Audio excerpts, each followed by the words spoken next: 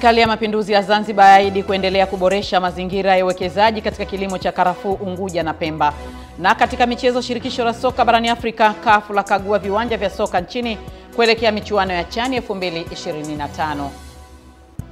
Habari asubuhi mtazamaji wa Channel 10, karibu katika kipindi chetu cha asubuhi njema. Utakuwa nami Beatrice Eric ambaye nitakusomea taarifa ya habari na baadaye nitapata nafasi ya kuangazia vichwa vya habari vilivyopewa kipaumbele katika magazeti yaliyotufikia hapa studio kwa asubuhi ya leo. Karibu tuanze na taarifa ya habari.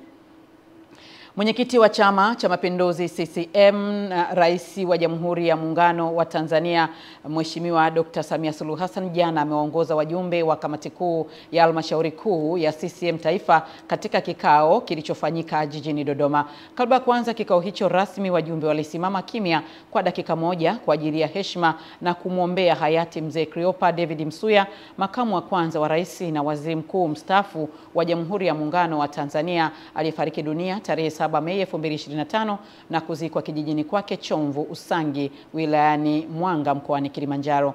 Makamu mwenyekiti wa Chama cha Mapinduzi Zanzibar na rais wa Zanzibar na mwenyekiti wa Baraza la Mapinduzi Mheshimiwa Dr. Hussein Ali Mwinyi ambaye aliwasili jana jijini Dodoma pia alishiriki kikao hicho cha kamati kuu ya halmashauri ya Chama cha Mapinduzi.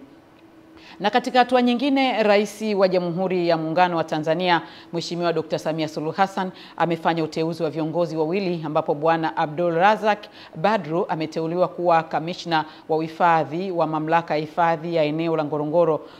Kabla ya uteuzi huu, Bwana Badru alikuwa mkurugenzi mkuu wa mfuko wa hifadhi ya jamii kwa watumishi wa umma PSSSF. Anachukua nafasi ya Dr. Elirehema Joshua Dorie ambaye uteuzi wake umetenguliwa.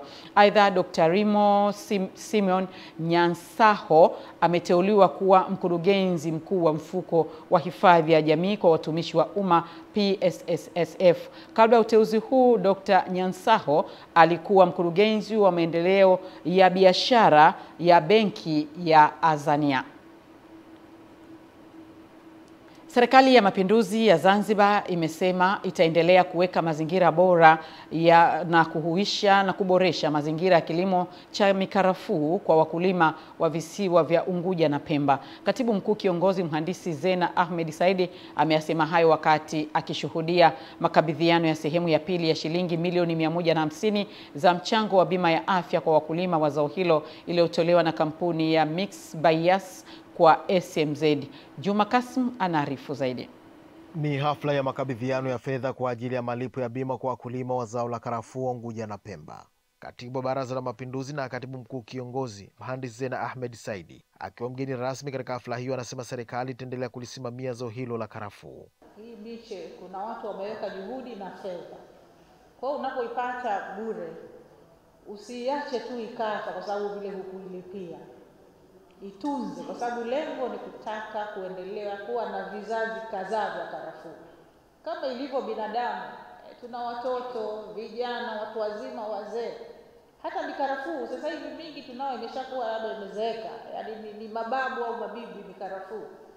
Sasa tunahitaji wakati vijana na watoto. Kila kukicha tu tunaendelea kupanda, lakini si kupanda tu na kuitunza. Afisa mtendaji mkuu wa Mix Bias Angelica Pesha ambao ndio waliofadhili fedha hizo milioni 150 anasema lengo ni kuisaidia serikali katika kulisimamia zao la karafuu. Mchango huu ni sehemu ya mpango wetu wa uwajibikaji wa kijamii, yani CSR, ambayo tunalenga kuleta mabadiliko chanya katika jamii tunazozihudumia, huku tukishirikiana kikamilifu na sekta za umma ili kutatua changamoto zinazoikabili jamii yetu. Mkurugenzi mwendeshaji wa Shirika la Taifa la Biashara la Zanzibar Sudi Said Ali na baadhi ya wakulima wa zao la karafuu wanasema ujio wa bima hiyo utawasaidia kuendeleza kilimo cha karafuu. Serikali inatambua kuwa wakulima wengi hawana uwezo wa kudumu na kuharamia gharama kubwa za matibabu wakati wanapopata ajali.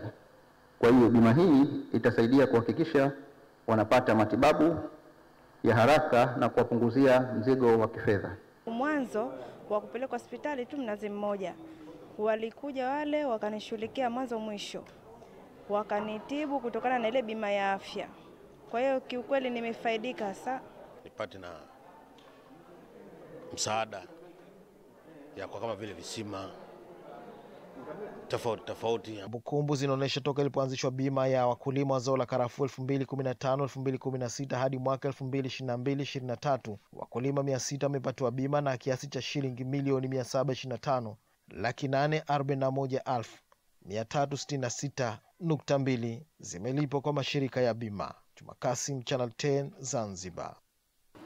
Wananchi wa kijiji cha Mawero, kata ya Kasanga, wilaya ya Chunya, mkoani Mbeya wameondokana na kero ya upatikanaji wa maji baada ya serikali kuwajengea mradi wa maji wenye thamani ya zaidi ya shilingi milioni 200 utakaohudumia wananchi zaidi ya 2060. Taarifa ya Epimakus Apolinari inafafanua zaidi. Wananchi wa kijiji cha Mawero, wilaya ya Chunya, mkoani Mbeya wamesema kwa muda mrefu wamekuwa wakikabiliwa na changamoto ya upatikanaji wa maji na kuyafuata umbali mrefu, hali ambayo ilikuwa ikipelekea kuchelewa katika shughuli za kiuchumi, huku akiipongeza serikali ya awamu ya 6 kwa kutatua changamoto hiyo. Ametutekelezea sisi kijiji cha Mawero 100%. Hata hapa nimesuka nywele nzuri sana zimesimama. Nilikuwa siwezi yani hapa nasuka sababu najua maji yatakamilika muda wowote. Siwezi kujitwisha tena ndoo kichwani. Ametutua ndoo kichwani kwa sababu tulikuwa tunashindwa kusuka nywele nzuri, tulikuwa tunashindwa kuzaliana. Maana saa 8 za usiku tunakuja kusukumana kwenye maji, tunaacha ndoa zetu. Waume zetu walikosa amani sana na sisi. Kwa tunapigwa ngumi na bwana zetu tukija kwenye kisima hicho. Tuliteseka. Lakini baba alijua tumechepuka. Kumbe tuko kusubiria maji. Saa hizi baba ametutua ndoo huyo mwanamke. Tunasema asante Mungu. Tunasema asante Mungu. Mkuu wa mkoa. Mkuu wa mkoa wa Mbeya Daktari Juma Zuberi Homera amewataka wananchi kuhakikisha wanalinda mradi huo, huku mbunge wa jimbo la Rupa Masache Kasaka amewaambia wananchi wa Chunya kuwa serikali imedhamiria kutatua changamoto zote zinazowakabili. Jambo lingine ni waombe kutunza huu mradi. Changamoto iliyopo, tunajenga hii miradi, wengine wanakata mabomba, wengine wanahakikisha kwamba mradi wanauhujumu. Kwa hiyo nyinyi na waona nyinyi watu waelewa sana. Naona mko vizuri sana. Na najua mradi mtautunza. Kijiji cha Mawero kuhakikisha kwamba changamoto nyingi ambazo zilikuwa zinaikabili zinakwenda kukamilika. Leo wewe umeongozana na timu hii kuja kuangalia na kuja kuzindua mradi huu mkubwa sana wa maji. Nikiripoti kutoka wilayani Chunya mkoani Mbeya, Epimakus Apolinari, Channel 10.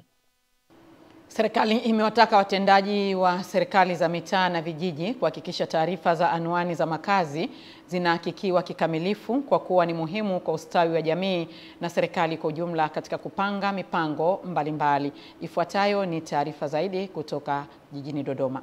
Hayo yameelezwa jijini Dodoma na Katibu Tawala wa Mkoa wa Dodoma Kaspa Muya katika hafla ya uzinduzi wa zoezi la uhakiki wa taarifa za anwani za makazi katika halmashauri ya jiji la Dodoma, pamoja na utoaji wa mafunzo kwa watendaji wa serikali za mitaa, vijiji na wenye viti wa mitaa na vijiji kupitia usimamizi wa Wizara ya Mawasiliano na Teknolojia ya Habari.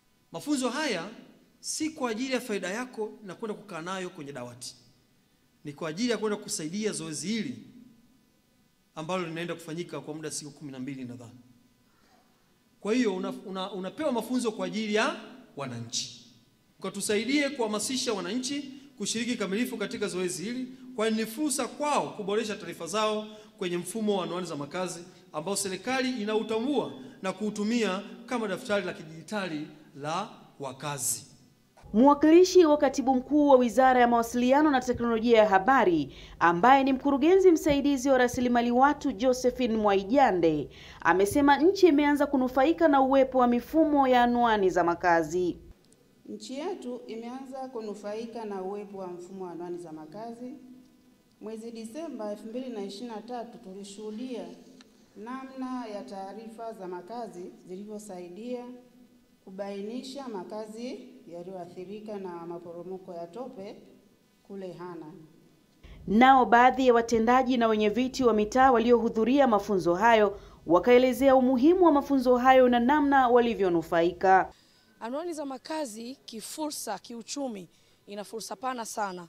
Kwanza itawawezesha wananchi baada tu ya kuwa wameshatambuliwa yuko wapi, anafanya nini, anashughulika na nini, ni rahisi yeye kuingiza taarifa zake kwenye platform mbalimbali za social media. Sisi kama wenye viti wa mitaa tumeanza kupata semina hizi toka siku za nyuma. na sasa watu wanafaidika kwa sababu wanatambua nyumba yao ni namba ngapi na ofisi zile kuu ambazo zinaonekana kwenye anwani za makazi zinatambulika. Kutoka Dodoma, Roda Simba, Channel 10. Mfuko wa mawasiliano kwa wote UCSAF umesema katika kipindi cha miaka 4 ya uongozi wa Rais wa Jamhuri ya Muungano wa Tanzania, Mheshimiwa Dr. Samia Suluhu Hassan, umefanikiwa kuboresha hali ya mawasiliano nchini, ikiwemo ujenzi wa mradi mkubwa wa kimkakati wa minara 758 katika maeneo ambayo yalikuwa bado kufikiwa na huduma hiyo. Kisa Mwipiana anaarifu zaidi. Akizungumza katika kikao kazi na wahariri wa vyombo vya habari jijini Dar es Salaam kilichoandaliwa na taasisi hiyo chini ya uratibu wa ofisi ya msajili wa hazina, mtendaji mkuu wa mfuko huo mhandisi Peter Mwaselanda amesema mradi huo ulianza kutekelezwa mwaka 2023 kwa makubaliano ya pamoja na watoa huduma za mawasiliano nchini kwenye kata 753 na wilaya 127 za mikoa yote ya Tanzania.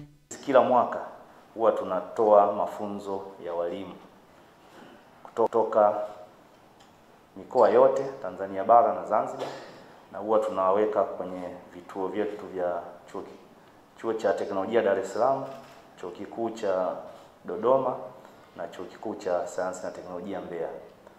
Akizungumzia mafanikio mengine yaliyopatikana katika kipindi hicho cha miaka 4 ya uongozi wa Rais Samia, mhandisi Mwaselanga amesema mfuko huo pia umeweza kuboresha matumizi ya tehama nchini, ambapo serikali imewezesha ujenzi wa vituo 11 vya tehama Zanzibar, utoaji wa mafunzo ya tehama kwa walimu wa bara na visiwani, ambapo jumla ya walimu 3798 wamepatiwa mafunzo hayo, sambamba na kupeleka vifaa vya tehama katika shule za umma. Ukichukua internet, mwaka 2021 watumiaji wa internet walikuwa milioni 29.8. Leo hii tuko watumiaji wa internet ni milioni 49.3. Kwa utakuta huo ukuaji wote. Kwa nini kuna ukuaji wa namna hiyo? Kwa sababu miundombinu imeimarika. Sisi kama ofisi ya msajili wa hazina tunaahidi kuendelea kuwa kiungo muhimu kati ya taasisi 252 ambazo serikali ina umiliki wa hisa nyingi, yani kuanzia 51%, na wananchi kupitia vyombo vya habari. Na katika muktadha huo napenda kuahidi kuendelea kutoa ushirikiano kutosha kwenu. Tunatembea siku hizi na mabegi kubeba vile vifaa vya kutafuta internet. Yani ukae kama vile pale Shao uweke ni kampuni gani na kampuni gani, dude kubwa. Naona sasa tutoke huko kwa sababu nyinyi ndo custodian, kwa kushirikiana na TCRA tuone kama taifa basi tusonge mbele ili mambo mengine yaende. Kutoka Dar es Salaam, Kisa Mwipiana, Channel 10. Baraza la Taifa la Usimamizi wa Mazingira NEMC limetoa wito kwa pamoja kushiriki katika kuadhimisha Siku ya Mazingira Duniani ambayo huadhimishwa tarehe 5 Juni kila mwaka, ikiwa ni sehemu ya majukumu yake ya msingi ya kuhamasisha na kuongeza uelewa wa pamoja kwa umma na jamii kwa ujumla katika utunzaji wa mazingira na faida zinazotokana na ulinzi na uhifadhi wa mazingira nchini. Tupate taarifa zaidi na Dorcas Ramos. Wito huo umetolewa na mkurugenzi mkuu wa Baraza la Taifa la Usimamizi wa Mazingira NEMC, Dr. Immaculate Semesi, ambaye amesema siku ya mazingira inalenga kuenzi maana halisi ya utunzaji na uhifadhi wa mazingira, ikiwa imebeba kauli mbiu isemayo mazingira yetu na Tanzania ijayo, tuwajibike sasa, dhibiti matumizi ya plastiki, ambayo inatoa hamasa ya kushughulikia moja kwa moja changamoto ambazo ni muhimu sana kwa Tanzania, ikiwemo uharibifu wa ardhi kutokana na kilimo kisichoendelevu, ukataji ovyo au holela wa miti, kuongezeka kwa ukame unaoathiri kilimo na usambazaji wa maji safi na salama, na haja ya kukabiliana na hali ya hewa na kurejesha mfumo wa kiikolojia. Mpaka sasa jitihada mbalimbali zimeendelea kufanywa na baraza hilo nchini katika kudhibiti matumizi ya mifuko ya plastiki, ambapo mpaka sasa tani 250 zimekamatwa, huku msako wa mifuko hiyo na elimu ya athari za matumizi ya mifuko ya plastiki kwa mazingira zikiendelea. Tumekuwa tunafanya operation mbalimbali kwenye hizi plastiki. Kwa kiwango kikubwa unakuta ni kwamba mashine hizo ambazo zinazalisha bidhaa za plastiki ambazo ni sahihi, wakati mwingine kwa sababu ni swala la kubadilisha tu mifumo, zimekuwa zikizalisha hizi plastiki ambazo haziruhusiwi. Karibu viwanda 15 vilifanyiwa ukaguzi kwa hapa Dar es Salaam na kuchukuliwa hatua sahihi, ikiwemo kupigwa faini na kupewa maelekezo. Sasa swala hili linahusisha taasisi mbalimbali ikiwemo wenzetu wa TBS ambao wana jukumu la kusimamia viwango. Matumizi holela ya mifuko ya plastiki yanaendelea kuwa changamoto kubwa katika mazingira kwa kuwa taka hizo haziozi wala hazipotei. Hivyo ni wajibu wa kila mmoja kupunguza uzalishaji wa aina hiyo ya taka kuendana na falsafa ya R3, yaani punguza, tumia tena na rejeleza kwa ajili ya mustakabali wa taifa. Dorcas Ramos, Channel 10. Mkuu wa mkoa wa Kigoma Tobias Andengenye amesema serikali imedhamiria kuendelea kuboresha miundombinu, vifaa tiba na kuweka makambi ya madaktari bingwa katika vituo vya afya na hospitali ya Rufaa Maweni ili kuhakikisha wananchi wanapata huduma bora na kuimarisha afya zao. Mwajabu Hoza anaarifu zaidi kutoka Kigoma. Kauli hiyo imetolewa na mkuu wa mkoa wa Kigoma Tobias Andengenye wakati wa uzinduzi wa kambi ya madaktari bingwa wa magonjwa mbalimbali katika hospitali ya Rufaa ya mkoa Maweni, kambi ambayo itadumu mkoani hapa kwa siku 5. Kutoa huduma kwa zaidi ya wagonjwa 1200 katika kada zifuatazo: upasuaji wa jumla, huduma za watoto, huduma za mifupa, huduma za masikio, pua na koo, huduma za kibingwa za magonjwa ya uzazi. Dhamira kuu ya kambi ni kuhakikisha kwamba huduma za kibingwa zilizotajwa zinawafikia wananchi wa Kigoma kwa karibu zaidi, kupunguza rufaa zisizokuwa na lazima, kuongeza ufanisi katika utendaji wa hospitali yetu. Tuwakaribisha sana na ninawaahidi kwamba hospitali imejipanga vizuri katika kuwahudumia wananchi wote wa Kigoma. Mkuu wa mkoa wa Kigoma Tobias Andengenye anatoa wito kwa wananchi kutumia fursa hiyo ambayo imekuja kuwapunguzia wananchi changamoto ya kufuata huduma mbali na maeneo yao. Serikali ya awamu ya 6 chini ya kiongozi wetu mpendwa Mheshimiwa Daktari Samia Suluhu Hassan, Rais wa Jamhuri ya Muungano wa Tanzania, inafanya kila jitihada kuboresha miundombinu ya afya pamoja na vitendea kazi, lakini pia kuongeza wataalamu katika sekta ya afya. Lengo ni kuhakikisha maisha ya kila Mtanzania yanazidi kuwa bora kila siku kwa kadiri tutakavyojaliwa. Sote tunatambua kwamba kuwapata wataalamu wa tasnia ya afya sio kazi nyepesi. Wakazi wa mkoa wa Kigoma wameshukuru serikali kwa kuwasogezea huduma za kibingwa mkoani hapa na kuwapunguzia gharama za kufuata huduma nje ya mkoa wa Kigoma. Muda mrefu natafuta nipate huduma za madaktari bingwa, nilikuwa sizipati. Baada ya kusikia tu taarifa, nilikuwa nimekuja. Kwa sababu nilikuwa sina uwezo wa kwenda kama Bugando au Muhimbili. Ni muda mrefu vitu hivi nilikuwa sijaviona vinatokea. Ni jambo la kushukuru. Utaratibu huu naomba Rais na kumshukuru uendelee. Mwajabu Hoza, Channel 10, Kigoma. Mageuzi ya teknolojia katika sekta ya kifedha pamoja na ubunifu wa kimkakati katika matumizi ya kidigitali katika utoaji wa huduma kwenye sekta ya kibenki umekuwa na matokeo chanya kwa Benki ya Biashara Tanzania TCB, ambayo imetaja eneo la wajasiriamali wadogo wakati kufanya vizuri zaidi. Mkurugenzi mtendaji wa TCB Adam Mihayo akizungumza katika mkutano wa mwaka jijini Dar es Salaam amesema mafanikio hayo yametokana na uboreshaji wa miundombinu kwenye mifumo ya kidigitali pamoja na kurahisisha upatikanaji wa huduma za kifedha kwa kada hiyo ya wajasiriamali, ambayo kwa mujibu wa takwimu za taifa inachangia zaidi ya 95% ya biashara zote nchini, huku takribani ya 35% ikichangia pato la taifa GDP. Katika mkutano huo, mwenyekiti wa bodi wa benki hiyo Martin Kilimba amesema TCB itaendelea kujizatiti katika kutoa suluhisho la mahitaji mbalimbali ya kifedha katika kuchangia mafanikio ya Watanzania, huku viongozi hao pia wakieleza namna taasisi hiyo ilivyofanya vizuri na kupata faida kubwa kwa mwaka jana 2024 ikilinganishwa na mwaka juzi 2023.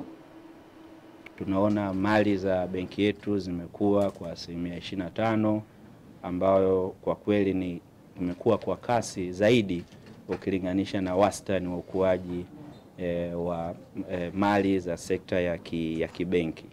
Lakini pia tunaona pia mikopo nayo imekuwa kwa zaidi ya 20%, ambacho ni kielelezo kwamba benki yetu basi inaendelea kuwa kinara katika kuleta ujumuishi wa kifedha, lakini pia kuchochea maendeleo ya taifa letu.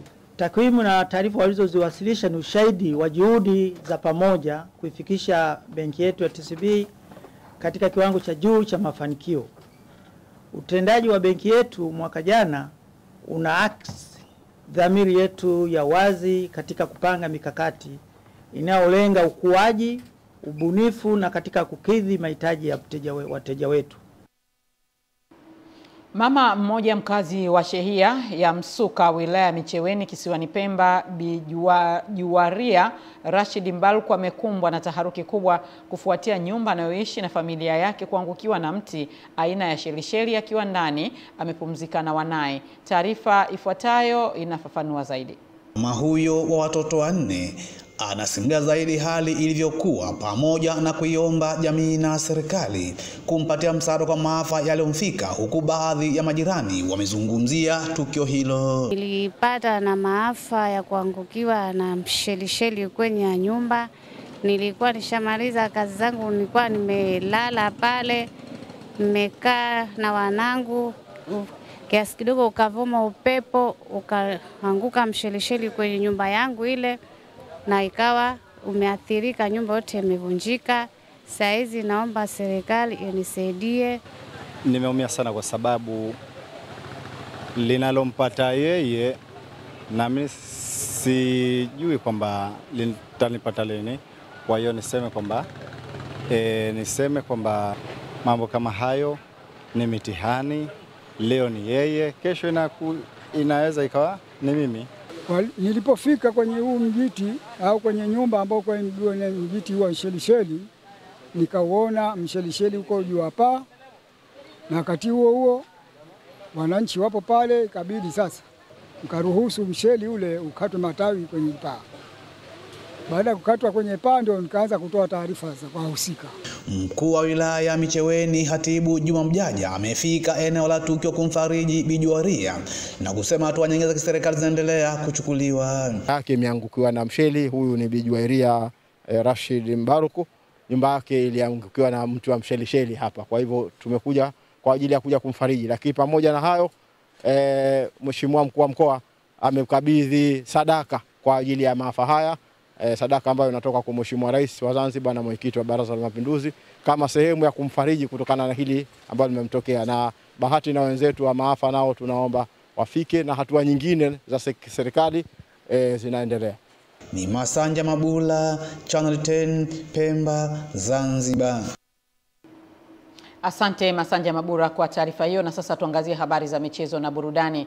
Wakati Tanzania ikiendelea na maandalizi kuelekea mashindano ya CHAN 2025, shirikisho la soka barani Afrika CAF limefanya ziara ya ukaguzi wa viwanja vya Benjamin Mkapa na viwanja vya mazoezi vya Gymkhana, chuo cha sheria na Meja Jenerali Samuhyo na kuridhishwa na hatua ya uboreshaji wa miundombinu hiyo. Ifuatayo ni taarifa zaidi. Akizungumza na Channel 10 Michezo, katibu mkuu wa shirikisho la soka barani Afrika Veron Mosengo Omba amesema hali ya ukarabati wa viwanja inakwenda vizuri na wanafurahi kuona utayari wa Tanzania kuandaa mashindano hayo kutokana na hatua kubwa iliyopigwa. In a good direction for these two competition. When I see the beautiful, nafikiri tupo kwenye mwenendo mzuri kuelekea kwenye mashindano hayo makubwa. Kuona uwanja mkubwa kama huu na kuona namna ambavyo umefanywa marekebisho makubwa, hivyo naamini tutaenda kufanya mashindano makubwa, na nitumie nafasi hii kualika wapenda soka wote barani Afrika kuja kujitokeza kushuhudia mashindano hayo. Nimeridhishwa na kila ambacho tumekiona, sio tu kuelekea mashindano haya ya CHAN, lakini pia kuelekea mashindano haya ya AFCON. Niwapongeze pia wote in order to make this a successful. Kwa upande wa serikali, kupitia kwa msemaji mkuu wa serikali ambaye pia ni katibu mkuu wa Wizara ya Habari, Utamaduni, Sanaa na Michezo, Gerson Msigwa, amesema kuwa ukaguzi wa CAF unaangazia utayari wa nchi, huku wakifurahi kuona wakaguzi wameridhishwa na ukarabati, huku wakiweka wazi serikali kukamilisha malipo yote kwa CAF. Tunafurahi kwamba wametoka hapa wakiwa wameridhishwa sana na maandalizi yetu. Kwanza tumeshalipa ada zote za mashindano ya CHAN. Tumeshafanya maandalizi makubwa, viwanja vyetu vingi vilipata shida kidogo wakati huu wa mvua, tumeshaviboresha. Tumeleta kampuni kutoka Uturuki ambayo inatusaidia kuboresha viwanja vya mazoezi. Uwanja wetu wa Benjamin Mkapa ni karibu umekamilika. Mwenyewe leo ameona pitch, ameona maeneo ya kubadilishia nguo, ameona vyumba vya waamuzi, ameona vyumba vya kupima matumizi ya mbinu na dawa haramu michezoni, ameona kila mahali, ameona taa, ameona vifaa vya umeme, uwanja mzima ameridhika. Kwa upande wa uwanja wa mashindano, kwa lugha za sasa hivi tungesema Tanzania haina deni. Salum Pelembo, Channel 10 Michezo. Asante Salum Pelembo kwa taarifa hiyo ambayo imetuhitimishia taarifa yetu ya habari kwa asubuhi ya leo. Tupate mapumziko mafupi kisha tutarejea kuendelea na kipindi chetu cha asubuhi njema. Tafadhali baki nasi. Mimi ni Beatrice Eric.